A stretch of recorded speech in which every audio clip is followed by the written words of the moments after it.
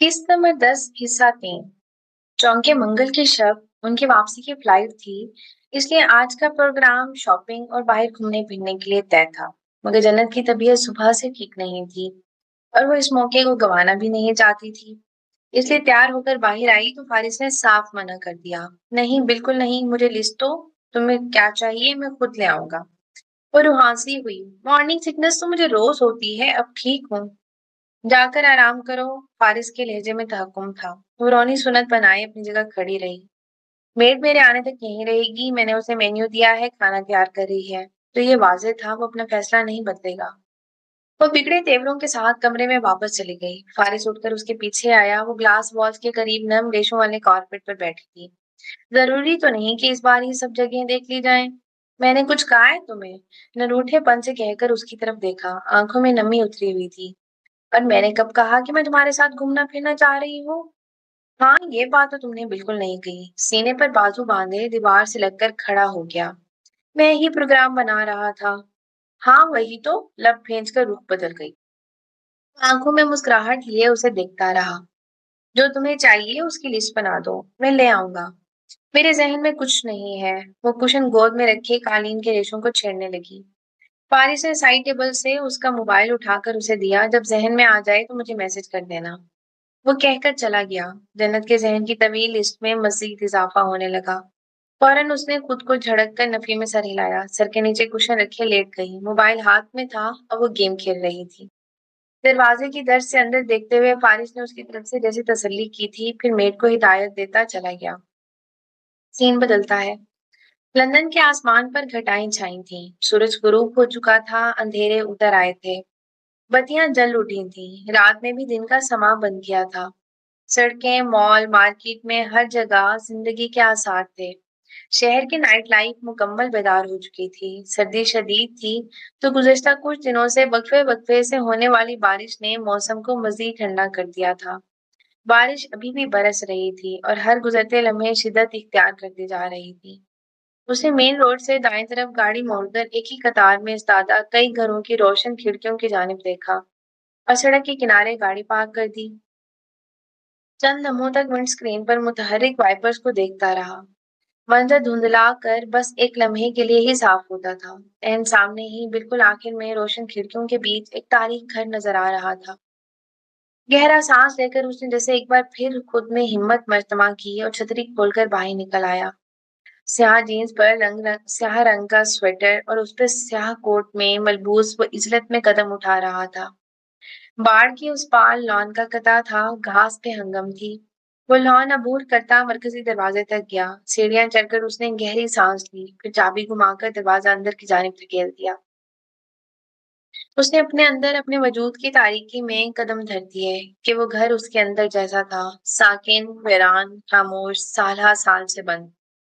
हाथ बढ़ाकर lights on करने का उसका हरगिज दिल नहीं चाह रहा था।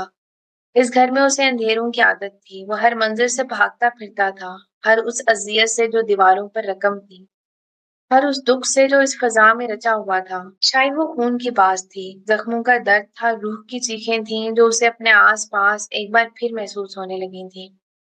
गहरी सांस लेकर उसने दीवार पर हाथ रखा। मरकजी दरवाजे से हाल तक बल्ब जल उठे। मध्यम सी रोशनी में गर्द से हटी हर शय नुमायां हुई। वो अपनी जगह कई लम्हों तक खड़ा रहा, यूं जैसे लकड़ी के फर्श ने उसके कदम जकड़ लिए हों। शिद्दत से धड़कता दिल मुट्ठी में बंद हो रहा था। उसे अंदर तक दर्द की लहर उठती महसूस हो रही थी। आवाज वो जो लबों पर आकर दम तोड़ रही थी। उसने अपने पीछे दरवाजा बंद कर दिया। आहिस्तगी से कदम उठाता वो लाउंज तक आ गया। स्याह सोफे सफाई न होने की वजह से अपनी हैयत पर मिट्टी की चादर ओढ़े हुए थे। मैगजीन, रसायल, अखबार, कॉफी टेबल और टेबल के नीचे कालीन पर बिखरे थे। कांच का टूटा हुआ ग्लास उसके कदमों में था। टुकड़े यहाँ वहां बिखरे थे। फर्श पर कहीं कहीं खून के बकिया रह जाने वाले निशान भी थे। ये सिर्फ वही जानता था और अपने खून को सिर्फ वही पहचानता था।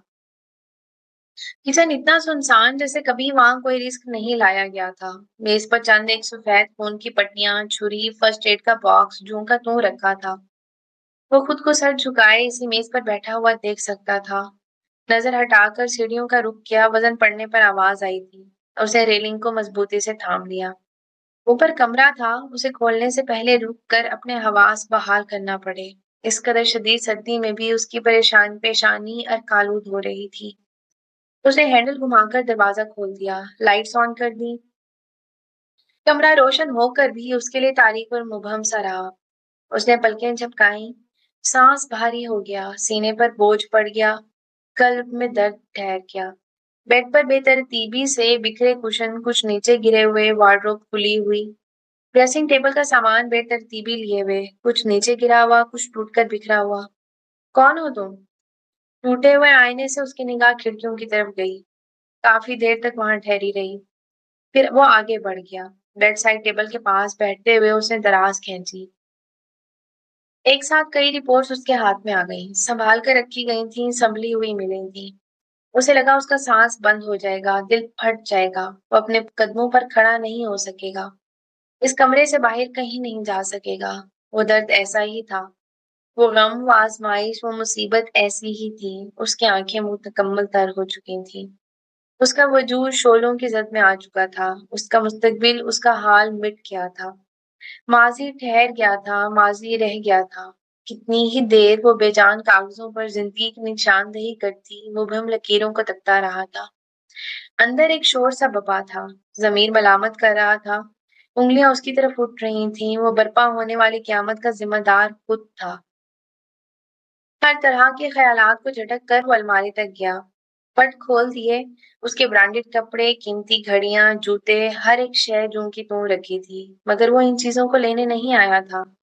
وہ اپنی اشیاء کو الٹ پلٹ کر رہا تھا، اور اسے ڈھونڈنے پر بھی وہ نشانی، انتظار، الفت اور محبت سے جڑی شے نہیں مل رہی تھی۔ اور پھر کپڑوں کے نیچے سے بیگ مل گیا، اسے نکال کر زپ کھولی، کچھ دیر تک ان چیزوں کو ہاتھ میں لیے بیٹھا رہا۔ چیزیں بے جان تھیں، غیر متحرک، بالکل ساکت، اس کی طرح۔ وقت ایک بار پھر رک گیا، اپنے اندھیروں سے لڑتا وہ کتنی ہی دیر فرش پر بے حس و حرکت بیٹھا رہا تھا۔ کئی منظر آنکھوں میں لہرائے، کئی باتیں یاد آئیں، کئی غلطیاں، کئی سزائیں، کئی فیصلے، کئی کوتاہیوں کا خیال آیا۔ وہ اپنی ہتھیلیوں کو دیکھ رہا تھا، اس کے ہاتھ خالی تھے، بار بار خالی ہو رہے تھے۔ وہ بیگ میں کاغذات وغیرہ رکھ کر اٹھا، زپ کھینچ کر کندھے پر ڈالا اور لائٹس آف کر کے باہر آ گیا۔ باوجود اس کے کہ وہ اس گھر سے، اس کے پاس وہ سیدھا ماحول سے، تکلیف دہ یادوں سے جلد از جلد نکل جانا چاہتا تھا، مگر پھر بھی اس کے قدموں میں عجلت نہیں تھی۔ وہ بھاری تنفس کے ساتھ دروازہ کھول کر باہر آ گیا، لاک لگا کر مڑا تو جھٹکے سے رک گیا۔ ایک ادھیڑ عمر انگریز خاتون چھاتا تانے، ہاتھ میں فلیش اٹھائے، بہت حیران ہو کر اسے دیکھ رہی تھی۔ فلیش لائٹ کی روشنی آنکھوں پر پڑی تو اس نے بے ساختہ ہاتھ اوپر کیا۔ پارس! ہمیشہ کی طرح اس نے کافی لمبا نام کھینچا، آنکھوں میں بچوں جیسا اشتیاق اور خوشی لہرائی۔ میں نے صوفی سے کہا تھا یہ لڑکا ضرور آئے گا۔ وہ انہیں دیکھ کر رہ گیا، اتنے سالوں بعد بھی وہ اسے پہچان گئی تھی۔ کافی بوڑھی ہو چکی تھی، بمشکل چل پاتی تھی۔ آگے بڑھ کر اس کا بازو پکڑا، بالکل ویسے ہی جیسے وہ 10-11 سال پہلے پکڑا کرتی تھی۔ وہ قوت رکھتے ہوئے بھی بازو نہ چھڑا سکا، نہ سکت رکھتے ہوئے انکار کر سکا۔ اس کے گھر کی باڑ ایک طرف سے ٹوٹی ہوئی تھی، وہ یقیناً وہیں سے آئی تھیں۔ وہ اسے اپنے ساتھ اپنے گھر لے آئیں۔ دروازے میں لمحے بھر کے لیے وہ جھجکا کہ پہلی نگاہ ہی اس سفید ریشم والی بلی پر پڑی تھی جو سامنے بیٹھی تھی۔ آؤ نا۔ وہ چند ثانیوں کے لیے رکا، پھر ان کا اصرار دیکھ کر اندر آ گیا۔ لاؤنج کے صوفے پر بیٹھتے ہی اسے چھینک آئی۔ بلی صوفے کے نیچے سے اور بالکل اس کے قدموں میں سرسرا کر گزری تھی۔ اتنا عرصہ کہاں گم رہے تم؟ ایک بار بھی نہیں آئے؟ ساتھ ہی انہوں نے کسی کو آواز دی، پھر یاد آنے پر بھی ہنسی۔ ارے میں تو بھول ہی گئی ہوں، میں تو اکیلی رہتی ہوں۔ کچن میں جا کر نیا گلاس نکالا، اس میں جوس ڈال کر آئی۔ پہلے کی نسبت وہ کافی بھاری ہو گئی تھی، ٹھہر ٹھہر کر قدم اٹھاتی تھیں، نظر بھی کمزور تھی۔ اس کے سامنے صوفے پر بیٹھ کر ان کا گولا اٹھا لیا۔ وہ چھینکوں میں الجھا ہوا تھا، مفلر ناک تک کھینچا، جیب سے ٹشو نکالا۔ بلی کافی سے زیادہ فرینڈلی تھی، وہ اس کی بالکل قریب بیٹھی تھی، اور پھر اسے ادراک ہوا وہ ایک نہیں تھی، اس کے کئی بچے بھی تھے، صوفے کے نیچے، میز کے نیچے، قالین پر اگتے ہوئے۔ اس کی آنکھوں سے اب باقاعدہ پانی آ رہا تھا، گردن کے پچھلے حصے پر خارش ہونے لگی تھی، مگر وہ پھر بھی بیٹھا رہا تھا۔ تم اتنے دن کہاں غائب رہے؟ بغور دیکھ کر پوچھا۔ پھر کسی سے لڑ کر آئے ہو؟ خفگی سے گھورا۔ اس بوڑھے آتھر نے کہا، کہ یہ گھر اب بک جائے گا؟ کیا ایسا ہی ہے؟ اب کے ذرا پریشان ہوں، تم کیوں بیچ رہے ہو؟ تم یہاں آ کر رہتے کیوں نہیں ہو؟ میں پاکستان شفٹ ہو چکا ہوں، سنجیدگی سے کہہ کر اس نے گلاس اٹھایا۔ اسے زکام ہو چکا تھا، کھانسی بھی ہو رہی تھی، آنکھوں سے لگاتار پانی آ رہا تھا۔ او اچھا۔ اون کا گولا رکھ کر بلی کو گود میں لے لیا، جیسے ایک ننھے معصوم بچے کو گود میں لیا جاتا ہے، بالکل ویسے۔ لیکن تم تو پاکستان کبھی نہیں جانا چاہتے تھے۔ وہ انہیں دیکھ کر رہ گیا، ان کی یادداشت میں سب آگے پیچھے ہو چکا تھا، بہت سی باتیں وہ بھول گئی تھیں، بہت سی حکایتیں انہیں یاد نہیں رہی تھیں۔ یہ بھی کہ اس وقت وہ 18 سال کا نہیں، اور یہ بھی کہ اب وہ ان کے پڑوس میں نہیں رہتا۔ تمہارا پسندیدہ جوس کوکیز لو نا، سب حلال ہے۔ بس وہ یہ نہیں بھولی تھی کہ وہ مسلمان ہے، اور یہ بھی نہیں کہ وہ اکیلا ہے۔ اب میں چلتا ہوں۔ خالی گلاس میز پر رکھتے ہوئے کھانسی زیادہ ہو رہی تھی۔ فارس، وہ خود بھی اٹھ کر اس کے پاس آئی۔ وہ چاہ کر بھی ان سے 2 قدم دور نہ ہو سکا۔ اتنا شور تھا تمہارے گھر، سب ٹھیک ہے نا؟ بیوی کہاں ہے تمہاری؟ یہ سوال صدمہ تھا، یہ سوال اذیت تھی۔ اس کی حالت ابتر ہو چکی تھی، مگر وہ پھر بھی اپنی جگہ سے 1 انچ نہیں ہلا تھا۔ جواب کے لیے منتظر نگاہوں سے اسے دیکھتی وہ اپنا سوال بھول گئی۔ اپنا جھریوں زدہ ہاتھ اٹھا کر اس کے گال پر رکھا، پھر دوسرا رکھا۔ بھول گئیں کہ کیا کہہ رہی تھیں، اب کیا کہنے والی تھیں۔ ارے تم تو بہت ہینڈسم ہو گئے ہو۔ ان کی کمزور آنکھوں میں خوشی اتری، وہ بدقت مسکرایا۔ آنکھوں میں آنسوؤں کی آمیزش شامل ہو گئی۔ میں پھر آؤں گا، کہہ کر جانا چاہا۔ ہاں ہاں ٹھیک ہے، پڑھائی بھی تو کرنی ہوگی۔ انہوں نے ہاتھ ہٹا لیے۔ وہ دروازے کی طرف بڑھا تو کچھ یاد آنے جانے پر پھر اس سے پکارا، فارس، تمہارے پاس پیسے تو ہے نا؟ وہ اپنی جگہ ٹھہرا رہ گیا، مڑ کر انہیں دیکھا، جانے کہاں سے پیسے ڈھونڈ لائیں۔ زبردستی اس کے ہاتھوں میں پکڑائے، کچھ کھا لینا۔ وہ جذبات کی حدت سے سرخ پڑتے چہرے کے ساتھ کھڑا رہا، پھر ہڈی سر پر چڑھاتے ہوئے دروازہ کھول کر باہر نکل گیا۔ کون تھا باہر؟ صوفی سچ مچ سیڑھیوں سے اتری تھی۔ کون؟ ذرا سا حیران ہوئی کھڑی تھی۔ ابھی جو آیا۔ کوئی بھی تو نہیں آیا۔ بڑبڑاتے ہوئے دروازے سے ہٹ گئیں، پھر خالی گلاس اور کوکیز دیکھ کر صوفی سے لڑ پڑی۔ میرے کوکیز، تم نے میرے کوکیز کھا لیے؟ ہمیشہ کی طرح اپنی مہمان نوازی بھول کر وہ سارا الزام اس کے سر ڈال رہی تھی۔ لان میں کسی اجنبی کو سڑک کی طرف جاتے دیکھ کر صوفی گہری سانس لے کر رہ گئی۔ سین بدلتا ہے۔ اس نے گاڑی میں بیٹھتے ہی کسی قدر قوت سے دروازہ کھینچ کر بند کر دیا تھا۔ کپ کپاتے ہاتھوں سے کمپارٹمنٹ باکس کھول کر اپنی میڈیسن نکالی۔ اس کی سانسیں بھاری ہو چکی تھیں۔ کھانسی نے حالت ابتر کر دی تھی۔ میڈیسن لینے کے بعد اپنی سیٹ کے ساتھ ہی کمر ٹکائے، گردن سیدھی کیے وہ اب سانسیں کھینچ رہا تھا۔ شدید بارش میں ہر سو بے انتہا تاریکی تھی۔ قریب گزرتی گاڑی کی ہیڈ لائٹس آنکھ پر پڑی، جھماکے سے ٹوٹتے ہوئے شیشوں کا منظر آنکھوں میں لہرایا۔ وہ ایک چیخ تھی جو اس نے سنی، وہ اذیت تھی جو اس نے اپنی آنکھوں سے دیکھی۔ وجود لہو لہان تھا، اسٹریچر کے پہیے شور کرنے لگے۔ کاریڈور کے ٹائلز پر کوئی وجود ڈھیر ہونے لگا، ویل چیئر کے ہتھے پر رکھا ہاتھ کپ کپا اٹھا۔ سر جھکا ہوا تھا، سر جھکا ہی رہا۔ روم میں وحشت اتر آئی، اضطراب انگ انگ میں ٹھنڈک گیا، سوئی ہوئی اذیتیں جاگ اٹھی۔ ذہنی دباؤ بڑھ گیا، میں آپ کو برباد کر دوں گا۔ وہ خود کو سن سکتا تھا، واضح سن سکتا تھا۔ اس نے فل نیک جیکٹ کی زپ کھینچ لی، جیب سے موبائل نکالا، کال لاگ میں پہلا نمبر عدیل احمد کا تھا۔ اسے کال کرتے ہوئے بمشکل لفظ ادا کرتا اپنا ایڈریس بتا رہا تھا۔ ایک نام ہے اور وہ بھی تمہارا نہیں ہے۔ اس نے کانوں پر ہاتھ رکھ دیے مگر آواز بند نہ ہوئی، شور کم نہ ہوا۔ دور کہیں گاڑی کا ہارن بجا تھا، ہیڈ لائٹ پھر سے روشن ہوا۔ شور مبہم ہو کر اب معدوم ہو چکا تھا، اب بارش کی بھی آواز نہیں تھی۔ پیسنجر سیٹ پر رکھا بیگ، جس میں جمع شدہ اشیاء، ان اشیاء سے جڑی یادیں، ان یادوں سے جڑی اذیتیں۔ کے ہاتھ یکایک خون آلود ہو گئے، اس کی غلطیاں اس کے سامنے آ کر کھڑی ہو گئیں، اس کا حوصلہ ٹوٹ گیا، اس کی ہمت ختم ہو گئی، اس کی آنکھوں میں پانی تھا، اب آنسو آ گئے تھے۔ ریشز صرف گردن تک تھے، اب منہ پر آ گئے تھے۔ یکایک کھڑکی کے شیشے پر دستک ہوئی۔ وہ مشکل سانس لیتے ہوئے اس نے سر اٹھایا۔ عدیل احمد دروازہ کھولنے کی کوشش کرتے ہوئے شیشہ بجا رہا تھا۔ اس نے لاک ہٹا دیا، دروازہ کھل گیا۔ سر، آر یو آل رائٹ؟ وہ کچھ پریشانی سے پوچھ رہا تھا۔ اس نے جواب نہیں دیا، اس کے پاس جواب دینے کی سکت نہیں رہی تھی۔ اسے سہارا دے کر उसे सहारा देकर ऊपरी नशिश पर बिठाकर अदील अहमद ने खुद ड्राइविंग सीट संभाल ली थी। 10 मिनट की ड्राइव के बाद वो उसे करीबी हॉस्पिटल ले आया था। इमरजेंसी ट्रीटमेंट के बाद उसकी बिगड़ती हुई हालत कुछ हद तक संभल गई थी। अदील अहमद राहदारी में ठहर रहा था। उसने कॉल करके उसे बुलाया तो वो फौरन आ गया। सर, डॉक्टर कह रहा था आप सुबह तक यहीं रहे, तो उसे कोट पहनता देखकर बोल उठा। उसने जिन कड़ी निगाहों से उसे देखा वो बात अधूरी छोड़कर सर झुका गया। 3 घंटे तो उसने गुजार ही लिए थे। हालत खतरे से बाहर थी, अलबत्ता खांसी, जुकाम और तरबियत का फर्क वैसा ही था। आंखों की सूजन बस कुछ हल्की हो गई थी, मगर सुर्खी हनूज ठहरी थी। गर्दन पर रेशे भी नुमाया थे। उसे अपनी नहीं जन्नत की फिक्र थी। वो सुबह से बाहर था और वो घर में अकेली थी। छोटी छोटी बातों पर अजद परेशान हो जाती थी। उसका घर में होना जरूरी था। कोट पहनकर उड़ा, तबीयत खराबी के बायस कदम जमाने और तवाजुन बरकरार रखने में थोड़ी सी दुश्वारी हुई।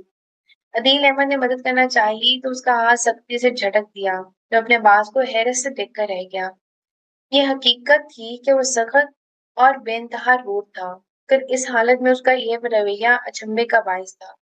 चूंकि फारिस मर्दान का हुक्म उसके लिए फर्ज की तरह था, तो कोई भी एतराज किए बगैर वो उसके पीछे चल दिया था। सीन बदलता है। जन्नत की आंख खुली तो उस वक्त रात के 11 बज रहे थे। बारिश हो रही थी। गरज चमक की आवाज भी वक्फे वक्फे से सुनाई देने लगती थी। पर्दे सिमटे हुए थे तो रोशनियों में भी शहर भीगा हुआ लग रहा था। उठकर बैठते हुए उसने अपने बराबर में देखा था, फारिस वहां नहीं था। उसने 8 बजे कॉल करके कहा था वो ताखिर से घर आएगा। तभी वो खाना खाकर जल्दी ही सो गई थी।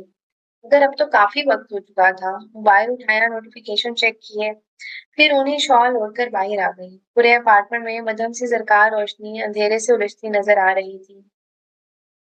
वो सीधा किचन में गई, पानी पिया, यकायक समाज से खांसी की आवाज टकराई तो वो अपनी जगह थम गई। झटके से मुड़कर लाउंज की तरफ देखा, फिर आगे बढ़कर सेंट्रल लाइट जलाई। नीचे कारपेट पर शॉपिंग बैग्स वगैरह रखे थे। क्या फारिस घर पर है? वो कुछ चौंक कर तेजी से आगे बढ़ी। राहदारी से गुजरकर सिटिंग एरिया की तरफ गई, जहां वो उसे दीवार की खिड़कियों के आगे काउच पर नीम दराज दिखाई दे गया। करीब आई तो टेबल पर पानी की बोतल, एलर्जी टैबलेट्स, ऑटो इंजेक्टर वगैरह रखे नजर आए। मोबाइल सर के पास ही था और मुसलसल बजे जा रहा था, मगर उसकी आवाज से फारिस की नींद में जरा सा भी खलल नहीं आया था। वो एकदम घबरा कर उस पर झुकी, चेहरे का रुख मोड़ा, परेशानी पर हाथ रखा, नब्ज चेक की, बेख्तियार सुख भरी सांस ली कि उसका तनफ्फुस हमवार था। उसने मेज से टैबलेट्स उठाकर देखा तो अंदाजा हुआ उसने स्लीपिंग पिल्स और एंटी डिप्रेसेंट भी ले रखी थी। वो बिल्कुल सुन बैठी रही। आज से पहले ऐसी अद्वयात उसके बेडरूम में, उसके साइड टेबल पे उसने पहले कभी नहीं देखी थी। कुछ फिक्रमंदी से दोबारा उसे देखा, जाने उसे ठंड लग रही थी या अंदर का मौसम वाकई इतना सर्द, इतना सफाक हो गया था कि रीढ़ की हड्डी में सनसनाहट दौड़ती हुई महसूस हो रही थी। वो बेडरूम से लिहाफ उठाकर ले आई, अच्छे से उस पर फैलाया, सर के नीचे तकिए की भी पोजीशन दुरुस्त की। अब वो नीचे कारपेट पर बैठी उसे ही देख रही थी। आंखों में बहुत सारी फिक्र, बहुत सारा खौफ, बहुत सारी परेशानी थी। समझ में नहीं आ रहा था किसी को कॉल करके डॉक्टर को बुलवाए या फिर उसके जागने का इंतजार करें। वो बहुत मोहतात रहता था। अगर कोई सीरियस मामला होता तो यकीनन घर ना आता, सीधा हॉस्पिटल ही जाता। लेकिन हर तरह की दलीलों के बाद उसकी टेंशन किसी सूरत कम ना हुई। वो बेसुध सा काफी गहरी नींद सो रहा था। सांसें कभी हमवार, कभी गैर हमवार हो जाती थी। यकीनन दवाओं के असर में था, लेकिन वक्फे वक्फे से उसे खांसी जरूर होने लगती थी। एक दो बार उसने कंधा हिलाकर जगाने की कोशिश की, मगर नो रिस्पॉन्स। जन्नत की टेंशन बढ़ती गई। बेकरारी के आलम में पूरे घर का एक चक्कर काट कर वो एक बार फिर उसके पास आ बैठी। कंधे हिलाकर और आवाज देकर जगाया। अब जब तक वो जवाब ना देता उसकी तसल्ली नहीं हो सकती थी। कंधे से पकड़कर तकरीबन झंझोड़ ही डाला तो उसके हवास कुछ बेदार हुए। वो मुश्किल आंखें खोली।